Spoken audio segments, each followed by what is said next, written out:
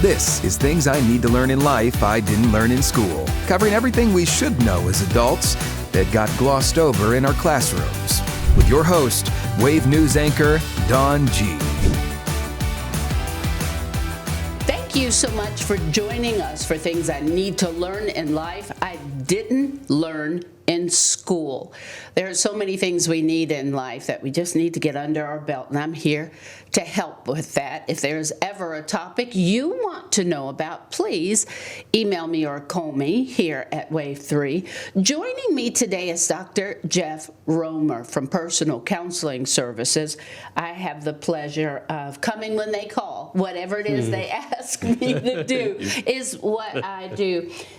Dr. Jeff, let's first talk about what PCS, Personal Counseling Service, does for the community, because it is very important. Well, thank you for the opportunity and for your support, too, of what we do, and big support, so thank you for running to us. Personal Counseling Service was founded in 1959. It is actually the oldest of the Samaritan centers in the country. The Samaritan centers are pastoral counseling centers that began, like so many other professionals in mental health out of World War II. More people were needed to help those returning that were traumatized. Then battle fatigue, it was called, and so all kinds of people that worked in psychiatric settings, from chaplains to social workers, psychologists today, counselors, all kind of got in on helping because the psychiatrists were too busy tending to medication and other things. So that's how it started, and pastoral counseling was influenced subsequently by a man named Heinz Kohut, too, a lot in what's called self-psychology or psychoanalysis that was out of Chicago, where he taught. Anyway, that was started as a service in the New Albany area by people in southern Indiana who saw a need for greater mental health care in the community than most pastors were able to give in that era, coming out of the 50s. So that's how Personal Counseling Services started. What we do is offer counseling services regardless of ability to pay. We served last year officially 14,371 clients. Wow. Yeah, we know it's higher than that. We were breaking records last year, and we still are. 67% of our clients are children and youth. 57% of our clients are below federal poverty level. We serve 17 counties in Indiana, and we serve 4 counties in Kentucky. We have one satellite in Seymour, Indiana. We are off-site at Corydon, Palmyra, and Milltown. We also have a full-time therapist at the county jail, Floyd County Jail, because of, I think like 95% or more are there due to drug-related crimes. So we're trying to get those who are able to achieve recovery on a track where we can get them on out and into halfway houses and into programs to sustain that recovery. So we have a full-time person there, in addition to their own counselor there, doing those services. Our services are psychotherapy primarily, but we also have music therapy started a few years ago. It's a great program. Our intensive outpatient program for folks in recovery is also new this year. We're underway with that. Medication management through our nurse practitioner, Dr. Roz. Employee assistance programs we have, as well as STAR certified work with veterans. So we try to cover a whole bunch of things. Well, you do.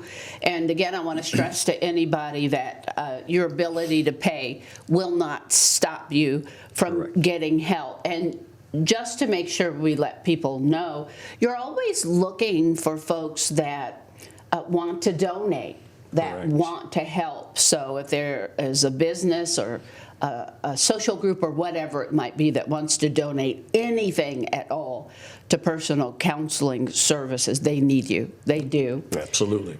So it just seems to me, and I include myself in this, that there is so much more anxiety since the pandemic, now inflation. We're seeing record-breaking violence, but we're also seeing more people, especially those in the limelight, come out and say, okay, wait, I need to stop a minute. My mental health is not good.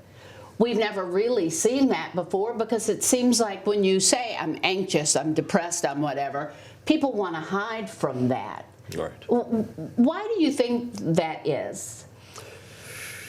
Well, I mean, the stigma of mental illness certainly persists I think, for many people. It's not a term that I prefer. It's a good question. The stats will say 1 in 5 in this country are diagnosed with some kind of serious psychiatric issue which will require hospitalization or will put them there at some point. Not for long, generally. But I think if we would catch it before it got bad, like if I would say, hey, I'm anxious, or if I would say, hey, I'm really sad, and not let it persist, but because of that shame, we don't want to say it. Right, and I would agree. And like to think we get past the day of being ashamed, because what I'll witness to, and I think most therapists would tell you the same, people who find their way to therapy are often among what I would say are the more spiritually mature people. They will ask the question, what is it about me or my life that needs to change, rather than what's wrong with all those people or who is to blame. People who do come often come looking to solve a problem, and sometimes what they're going to find is, wow, life is difficult. And so much of psychotherapy, and the term is healing of the soul, is what it means. It really is healing of the whole person. We talk about body, mind, and spirit. That is certainly a holistic view and very much a part of pastoral counseling, and really all psychotherapy that's good as far as I'm concerned. We are seeing more anxiety and depression. There's no question that the pandemic did set some things rolling that have caused difficulties. We certainly did see that with children, and I don't say this is a matter of blame. It's easy to look back and say that was the wrong thing to do. I think a smart thing someone said, a friend in Germany had a politician who said, when this is over, there's people going to need to be forgiven either for doing too much or too little. With regard to kids in school, the children in school, we kept them out because there was fear about what will this do to them and spread. But it's also true that socialization was really key to their well-being, and it has had repercussions, especially for adolescents, older children. Socialization was a big deal, and causing that to be sort of messed with also caused problems for many of them. So that's why we've seen an uptick in some of this. And of course it feeds into the whole home system. We talked about, what do parents do if you're not going to school? Well, now you got to figure out how to care for your children and try to make an income. So this caused a lot of changes, and all changes create stress, and this was no exception.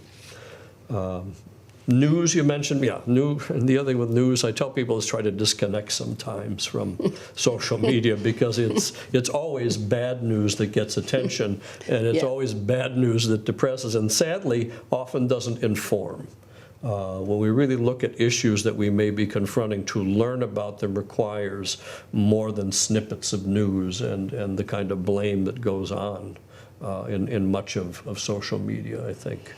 Yeah, I think sometimes I worry if social media will be the downfall of us. I get so amazed at just how much venom. I see somebody say something and they don't even know the person that they're putting, and I'm like, well, why are they saying something bad? They don't even know the person. Stay out of that. Right. Well, I do think people look for easy answers to some things too, and it's probably nothing new. Yeah. And not to just always knock social media. I mean, there's ways in which people connect with each other that have been helpful during the pandemic. One thing we found in some studies, though, during this time of the pandemic, was whether by virtual means or in person, people who are still tied to faith communities and participated in their worship life and community life did better overall and were not as profoundly affected by anxiety and the depression that often follows too. Yeah, So, I mean, all of that certainly we've has seen that its as a good. real positive. Yeah. And again, that's about community as well as faith. And those are both vital parts of people being well. When we had to separate, alone together, it doesn't work. We're social animals and we're social critters. We need other people and we do need contact. So yes, we had to be alone in some ways, but we do need to be together. And maintaining those who maintained those bonds best during the pandemic generally did better.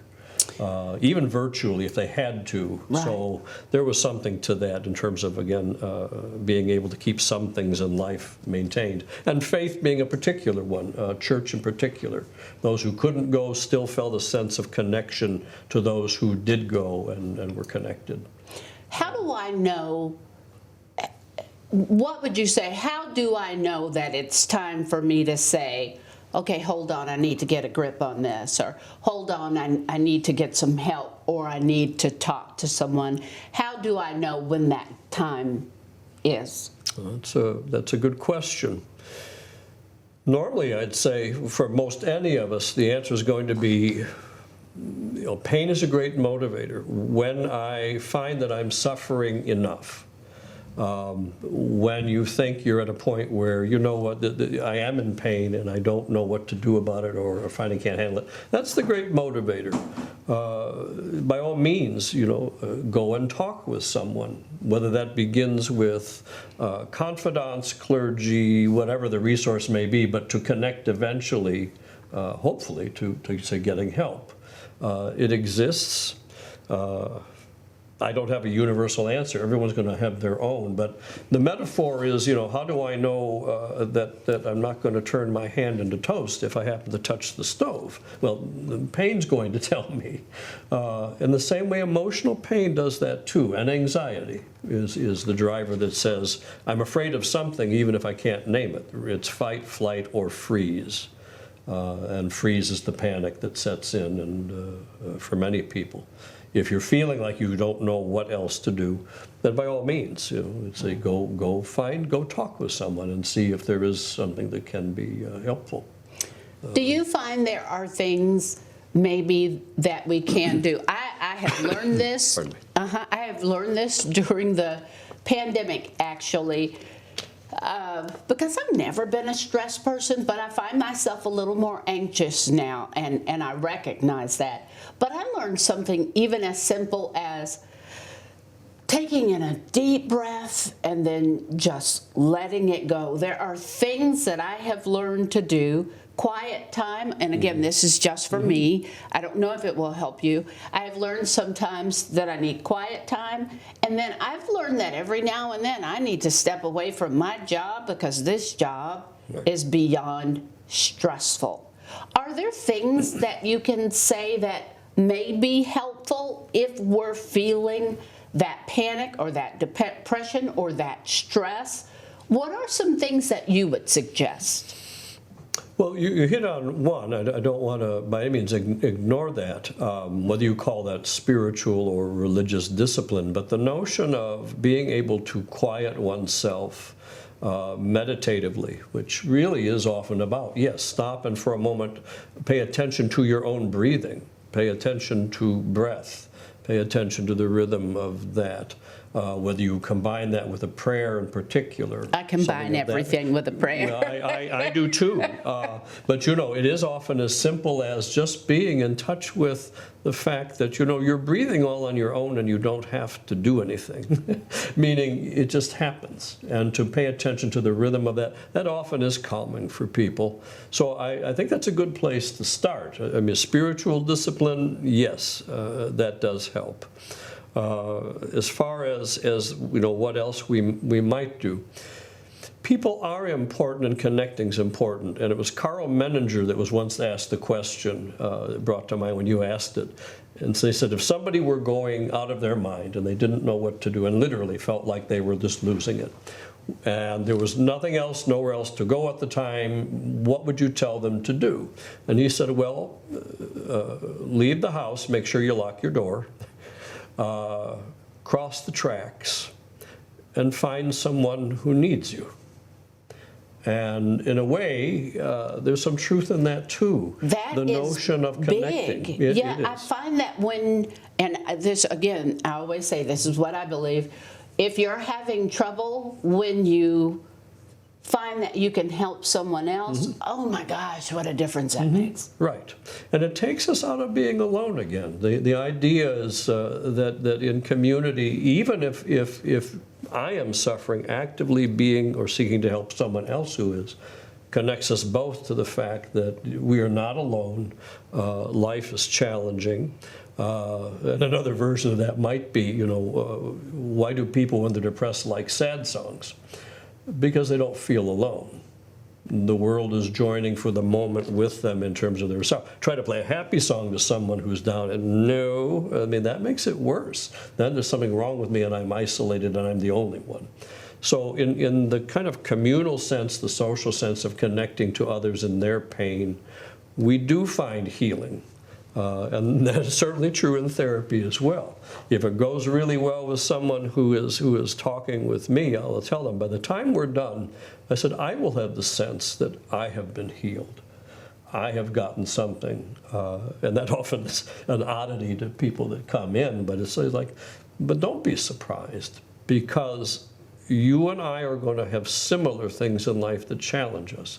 And I'm often struck not by people in their weakness, but rather how powerful they are.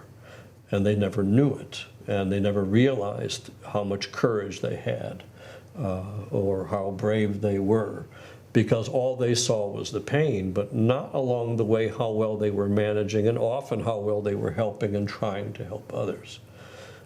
It really is about, I think, discovering that kind of quality, that there's something deeper in all of us that has a transcendent aspect to it.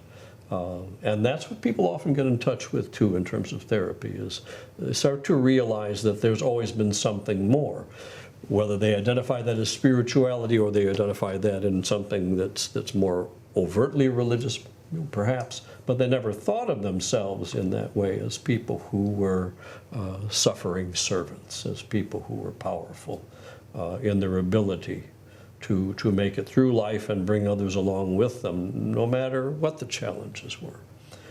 And that often comes apparent to people as I listen to the story and say, how did you get through that?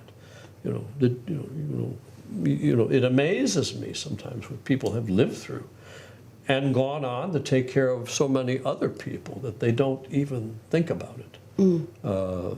Things that were horrible in some cases. I mean, traumas and violence, and it's like, and who got you through is often the other part. Who did you turn to? And they can often name that. There's one person who may have done what seemed to be so little, but to them was the shining star they needed to keep them from sinking. So below the waterline. As you say that, though, what, this is two questions, Sure, and I know it's going to take a bit, and it may not be the same for everyone. What if you get to that point and you just feel like, I can't do it anymore? And I know they have that new 988 suicide number, but what if you get to that point where you say, I can't do it anymore, I don't want to be here anymore? And what if you know someone who is saying, I don't want to be here anymore? Can you help us with both of those situations? Well, I mean, I can tell you what probably seems self-apparent. One is that if you know someone is suicidal, is to try to get help. And that would mean help in this case, fine, you may call the police, you may call 911 to say something that you're aware of, if you know then and there. Can that make it worse? I just want to ask that question. Well, that's an excellent question. So twofold, and I'll use an example, sadly far too recent. One of which is, no matter how much help we've given or how much help is needed, if a person is set on doing something like that, if they are going to end their life and they are determined, there's nothing we can do to ultimately stop that. And I think of someone who had been a religious person many years and went through that, got home. His wife was very cautious, wouldn't leave the house, was very careful. Finally, after a couple months, okay, so she did. And he took the medicines he didn't take. And he left a note and said, "Let me go, please." That's an example of what I mean, that someone be so determined as to set that, waiting for the opportunity, that we can't stop. But if we know, and this is the second piece, that someone is in that kind of pain, and it's a good question you ask. I don't know what may happen when help gets there. But in this case, it was a regret, and what I tell that person is, well, one, you didn't know exactly where the person was, but the guilt that is being dealt with by that person not having done more, and going through that and saying, well, the only more left would have been, had you known where they were, you would have gotten help, but you didn't know. It's important to have, if someone is suicidal, the right people there as well. There are dangers, too, to people who seek to intervene sometimes. So I tell people you don't generally transport a suicidal person by yourself. They may throw themselves out of the car. More humorous note, but it underscores something. There's a story, and it's true, about someone who wanted to jump off a bridge, and the policeman there who was trying to talk him down was getting aggravated because the guy wouldn't get down, and he finally said, "You jump and I'll shoot you." Oh. Well, with that, he got through. Right. The guy kind of stopped and laughed, but did he come down? He did come down. And what the police may not have done is that he named the anger in some ways, and he brought to the foreground that, and that was enough for that person on the bridge to also get in touch with that. And he stepped down. So to say, gee, is there a magic solution? No. But, if there's a risk, here it is. You wouldn't want to try to stop someone and have them take them with you. So there are people who do have training, and that's what we're sort of looking for. And why when I say call, if you know that to be the case, is because to not do something, if the person does, will also haunt you for a long time to come. Okay, what if I'm that person? What if I'm that person and I have just said, I can't do this anymore. I don't want to be here. What do I need to start telling myself? Is there something that I can do? I don't even know what the question is. To bring myself back, to force myself to get that help, to realize that I can get through it? Again, it's a good question. I don't have the foolproof answer. What we would say in terms of counseling with some folks who are suicidal is not unlike the one I mentioned earlier who just finally did. We can tell people who are, that door is always there. And for many, that door being there is the only sense of control they have left. So, it is always there. I understand why you might want to leave. Life is awful enough, maybe, and painful enough for you. You that's all you have left is the ability to exit. It's not that I want you to, but trying to guilt them is not going to work. Or think of who you'll hurt or who you'll not. Well, no, they already know that. They've lost sight of that. So rather than say, gee, that doesn't exist. No, it does exist at any time. The question is, can you give me now? Can you take this time now and postpone and work with me?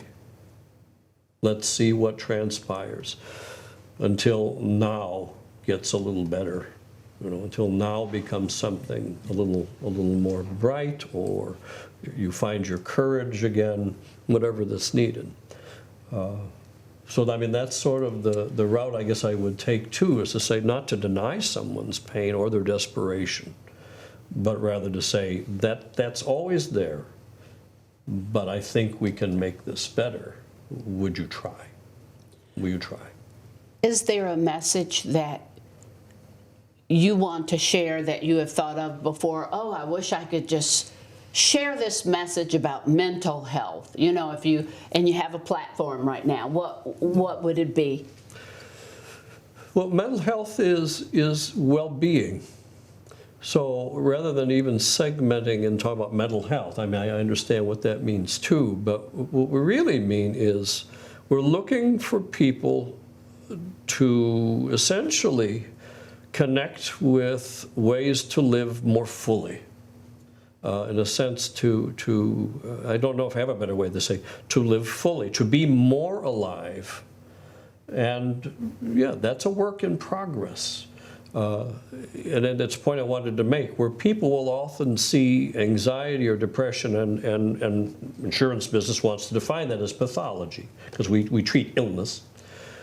Realize too that those emotions are information and they are energy, emotion. They are outward motion. They move us to do something. And if we listen to those things, we may find that there's a part of us that's trying to move us to be more alive. And it isn't that we're weak, quite to the contrary.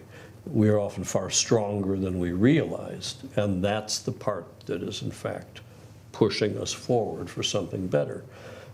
So when you are troubled, when you are in pain, just like that hand on the burner, the pain tells you, get it off there, do something. Get away from, recognize what's causing the pain. Same with anxiety. If you're fearful, what is it that the fear is about? And how do you fix it? By addressing the fear. And you'll find you're not alone. You'll find you're not alone. And that's what therapy is about. It means healing. And healing, and the word for that derives from the same term, salvo. To be saved means to be made whole. So the notion of salvation as a religious concept is directly related to how do I get to become whole? How do I get to be a whole person? And that is healing. And it's the same term for salve. So that which heals. So we want people to think more positively about this as the interaction to psychotherapy. The healing of the soul of the whole person, that which makes you or I uniquely who we are. So I hope that helps. Is there anything that I didn't ask you that you make sure that you share? Oh, that's a good question. I mean, because there could have been something like that a therapy question. Right? There could have been. What have we not talked about today? What have we not talked about? Like, I want to make sure when we leave this room that I have made sure you have shared what we need to know. I think if there's anything I'm going to share as I approach the ending of things too, at this time of life, because I'm the clinical guy because I'm getting old. I thought the same thing. I'm getting everything together. Yes. But I cannot underscore enough, and I received this also from the person I saw long ago when I started this journey. So that would go back to 77, 78. I worked in a workshop setting with some people who were just critically ill, both developmentally disabled, some schizophrenic, some with profound neurological things. They were people who worked in workshops. They didn't have much future-wise.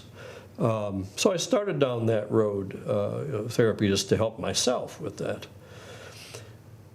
And what we discover, the point I want to make would be true for the person I think I saw as well, and made this point in his own way, especially at the end. I am profoundly grateful to all of those people who cross that threshold and come seeking help, because it is their courage and the movement towards whatever makes them whole that does in fact add to the quality of my life and heals me too. Not just that I'm not alone, but there is this sort of transcendent aspect of oneness, a certain depth to the relationship. And so people come in seeking help, and yet it's true. When it's done well, there is a sense in which I am profoundly grateful, because these are people who heal me even as they are seeking healing for themselves. This is not about pathology. This is about walking together. And that has meaning. Community is always a vital part of health for human beings. It's true of therapy too. It takes two or more, and I think that's the thing I would leave with is a profound sense of gratitude. It is not I'm here, you're there. It's we're here, and in the trenches with you, I find my wounds too get healed, and I derive courage. Wow. And hope. Yeah. So if someone needs help, I know here at WAVE and probably at most businesses, there's some type of, I don't even know what it's called, but there's a program, say if we get anxious or if we need to talk to somebody, that's probably in about every business, I would hope. If not, though, what's the first step? Just to look in the phone book, or what do you do if people need help?